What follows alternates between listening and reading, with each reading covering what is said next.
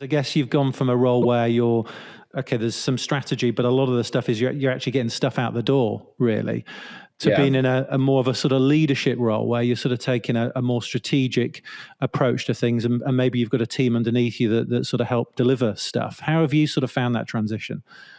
Yeah, I think we've always been quite strategic. And I think we've always been very, very operational and good at getting stuff done and finding ways to get the right things done in a pretty efficient manner. And then I think now it's also more so about the managerial side.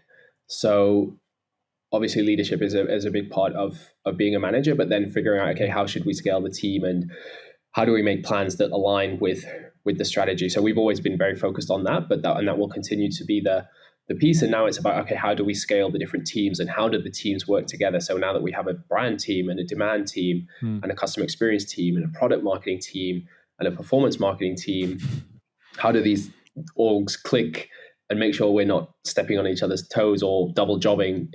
Maybe that's the bigger issue.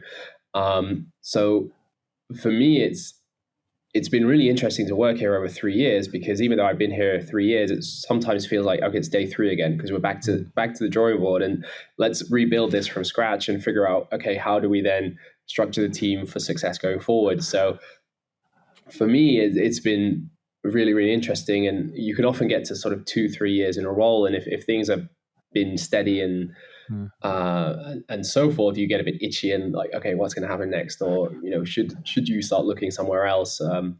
So that's been one of the great things about a fast growing company, that you constantly need to reinvent yourself and you need to grow because the company's growing and the company won't wait for you.